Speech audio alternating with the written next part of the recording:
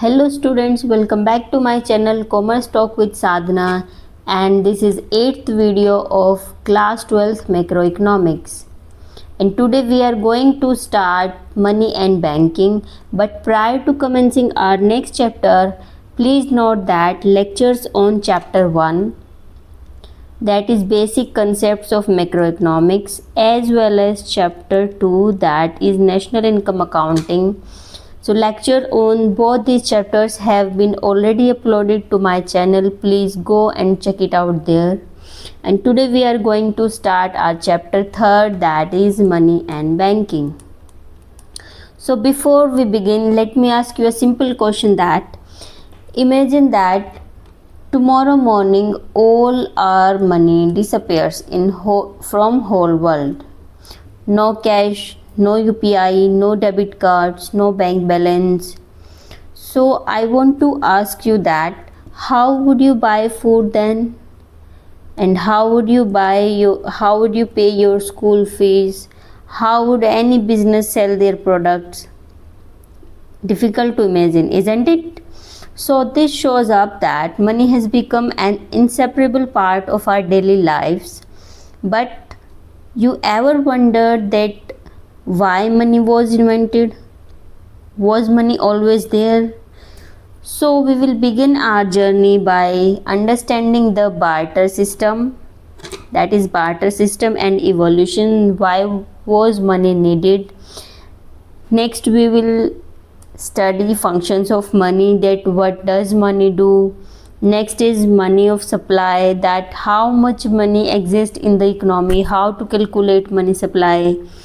Next one is commercial banks, that how do banks create and manage money. Next is apex body of banking system, that is RBI, or who regulates all the banks. Next is monetary policy, that how does the central bank controls the economy. So all these are main topics which we are going to cover in this chapter. So let's start our chapter firstly with the barter system. So barter system is that before money existed, goods and services were exchanged directly for other goods and services. For example, one person have wheat and another have shoes. So none of these persons have money. So this person will give wheat to shoes. In return, person B will give shoes to wheat holder or person A. So the exchange of goods or services in absence of money or when the money didn't exist is known as barter system. It is also known as CC, that is commodity to commodity economy or commodity for commodity exchange. For example, farmer has wheat and it needs shoes, and cobbler has shoes that needs wheat. So he will give shoes to farmer and farmer will give wheat to cobbler, and it is known as direct exchange of goods for goods. But for barter system to succeed, the need must be same. For like the farmer must find a cobbler who want wheat, and cobbler must want that exactly farmer that offers. This is known as double coincidence of wants. So for successfully proceeding of barter system, an event must occur, that is double coincidence of wants, that is both party must have same exactly want that needed to fulfill these transactions. So difficult origin of money. Why do money originated? Difficulties of barter system. When barter system failed, people started feeling the need of any thing that can act as an intermediary for exchange of transactions. So the difficulty for barter system was lack of double coincidence of want. At the moment when farmer needs shoes, cobbler didn't need or cobbler don't need wheat. So this is lack of double coincidence of wants. Next difficulty of barter system was lack of common measure of value. So no single unit exists to compare the value of different goods. How can we compare wheat with shoes? Got it? So invisibility of goods, that means large goods, for example cow, cannot be split to pay for smaller items. For example, any person have a cow and another has a shoes. So cow is a larger item that cannot be exchanged for only shoes. Next one is lack of store of value. So the commodity are perishable goods which can be destroyed, that cannot be saved for future use. Lack of standard of deferred payments. There was no accepted way to settle future or credit transactions. And next one was difficulty in transfer of value. There was no easy way to transfer wealth from one person to another person. So all these were limitations for barter system. Now what is money and how the money evolved? Money is anything that is generally accepted as a medium of exchange. Note it carefully. Medium of exchange, measure of value, and means of settling debts. Got it? So money is anything that can be used as a medium of exchange, that can act as a measure of value, and as well as it can be used to settle down the debts. First is commodity money. Money is of different types. First is commodity money. For example, cattle, grain, shell, salts, all these are used as commodity money. Next one is metallic money. For example, gold, silver, copper coins, and these coins are durable as well as divisible. Then appeared paper money, the currency notes issued and backed by central bank. After that, evolution is credit or deposit money. For example, checks, demand draft, bank deposit transferable by checks. And now latest version is plastic and digital money. For example, you use that plastic cards like debit card, credit cards, you use UPI, e-wallets, net banking, all these are types of our digital money. So money has evolved in 5 steps. First of all was their commodity money, when person use an commodity as a medium of exchange. Next to it, because commodity were perishable, the metallic money appeared, and metallic money are made up of metals, maybe they feel heavy. So after that, paper money appeared, and paper money like currency notes, all these are backed by central bank. After these currency notes, more advanced version came, that is credit or deposit money. And after credit and deposit money, there is plastic and digital money, which we are using nowadays.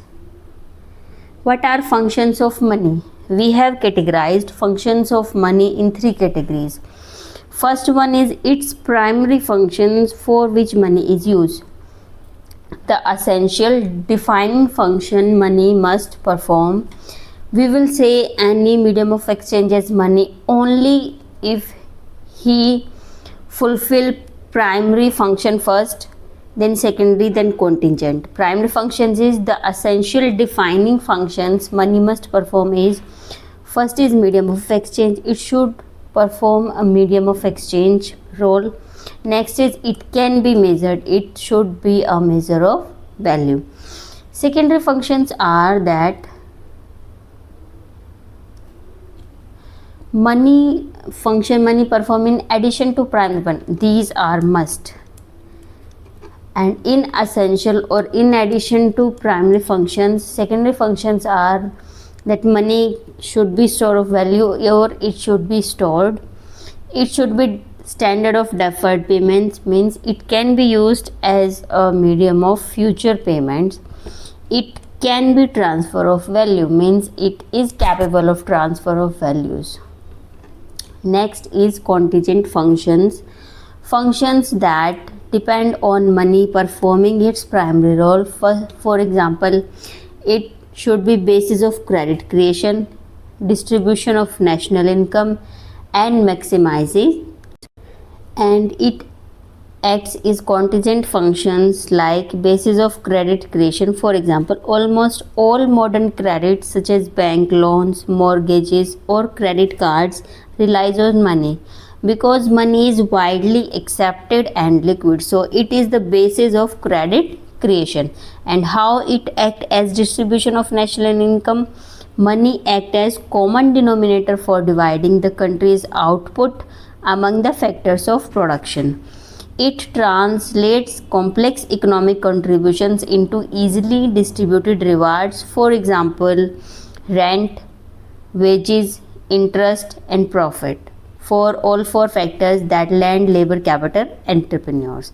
And it also maximizes satisfaction. Money gives consumers and producers a way to compare the value of different goods and services, and from this consumers spend money to achieve maximum satisfaction. So all these were contingent functions of the money. Now next topic is, I have explained that what are primary functions, that is medium of exchange and measure of value. So money can use to buy and sell goods and services, and it eliminates the need for double coincidence of wants. It acts as intermediary in all transactions. It should be act as common unit or to express the value of all goods and services, making comparison of value simple and consistent. Next, secondary functions was, it can be stored, it can be used to deferred payment, it should be used as a transfer of value, and credit functions all I have explained. So functions of money at a glance, we have completed functions of money. Next is meaning of money supply. So students, money supply refers to the total stock of money. It can be currency plus demand deposits held by public at a given point of time. Please note this point that it is used at or calculate at a given point of time.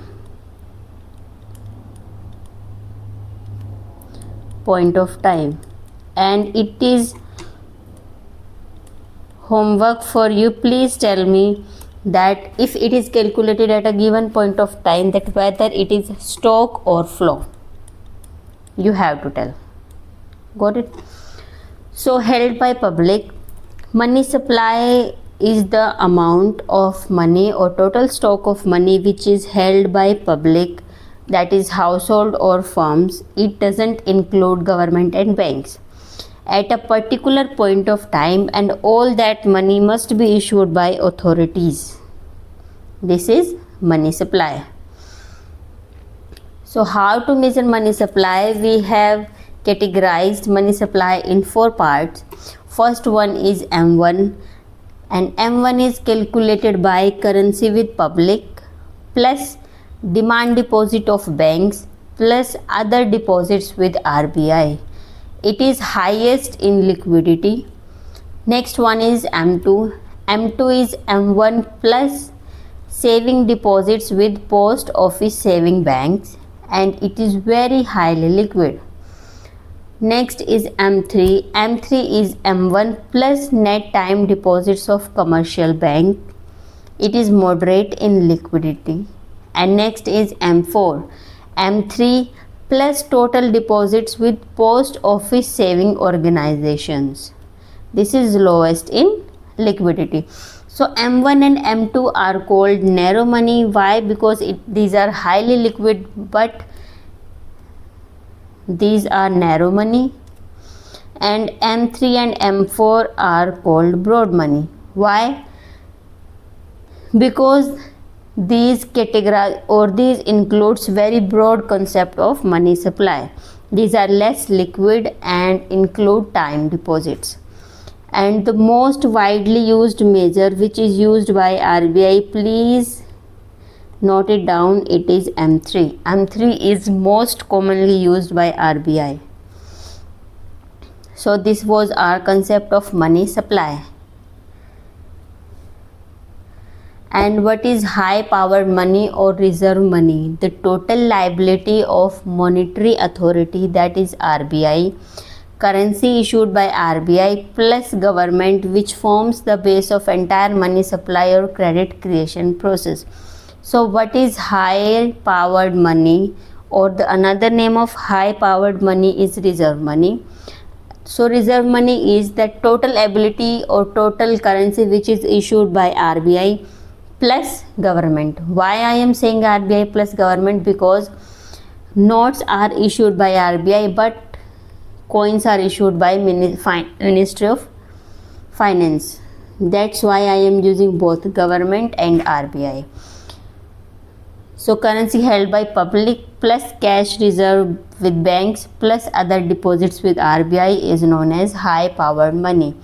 It acts as a base of credit creation. It is also known as reserve money or base money. It is controlled directly by RBI and multiplies through banking system into the total money supply. So what are sources of high powered money?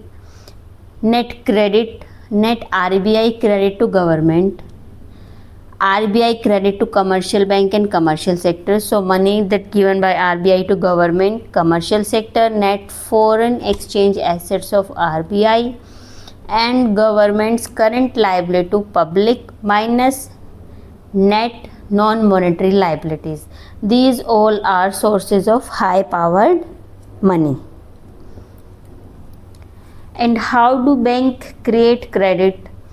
So commercial banks create money by lending a portion of their deposits while keeping only a fraction as a reserve, called legal reserve ratio. For example, this is a bank and this have 100 crore with it. So it's only a fraction. For example, 10% is legal reserve ratio. So it have to keep 10% with itself and other remaining money it can lend to public. So it is legal reserve ratio. And how it work? First of all, initial deposit, consumer deposits its money and from it bank keep its reserve, that is LRR, legal reserve ratio. Maybe it can be 20, 30, 10. And after keeping out that LRR amount aside, remaining amount is to lend to persons or borrowers. Then borrower spends and receiver deposit that amount 80,000 in bank B, and from here the process repeat itself again. For example, this is a bank. Initially a customer came, or not a customer, group of customer came and they deposit 100 crore in bank. Bank keep itself 10 crores and lend rest of 90 crores to bank, to customers, and customers spend all these 90 crores, and to whom customer given these 90 crores will also be a citizen of India, and that citizen or receiver of money again deposit the money in bank, and bank again keep its LRR and lend the rest money. So this is process which is going on. So chain continues until reserves are exhausted. The total deposit creation is a multiple of original deposit, because from original deposit this deposit has been created. So this is called money multiplier.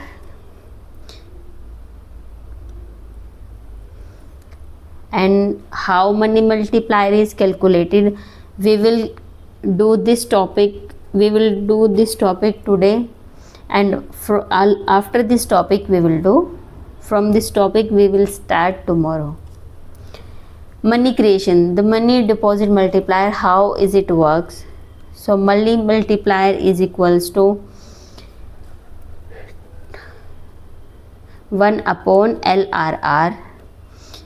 Total money created is equal to initial deposit multiply money multiplier, and money multiplier is equal to 1 upon LRR. So example is, we can understand this with an example. Let initial deposit be 1000, legal reserve ratio is 20,000. So how to calculate money multiplier? Money multiplier is equal to 1 upon LRR, that is 1 upon 20%, and 1 upon 20% is 5. And total money created, formula for total money which is created is your initial deposit multiply your monthly multiplier, and this is your total money which is created from initial deposit, that is 1 lakh. So exactly this is the process of money multiplier, that creation of money or multiplication of money by RBI from its initial deposits by lending. A lower rate means bank lend more, higher multiplier, more credit creation will be there. This is why RBI uses LRR or CRR, SLR as a money policy tool. See, this is LRR. If bank will decrease this ratio, so bank have to keep with itself less and can lend more to public. But if RBI wants to decrease its lending money, so RBI can increase its LRR, then money which bank will keep itself will be more percentage, and bank will able to give loans to borrowers on less amount. Got it? So it is a monetary policy tool which is used by RBI for control of money supply in the economy. And I have used a term CRR and SLR also. CRR stands for cash reserve ratio and SLR stands for statutory reserve ratio. SLR is that amount which bank will keep itself, and CRR is that amount which bank will keep with RBI, and these both rates will be on percentage of initial deposit. Got it? This is the concept of CRR, SLR, and I hope you all have understood about the topics which we have covered today. If you have any doubts, please tell me in the comment section. I will try to resolve, and from next topic we will start tomorrow. See you in the next class.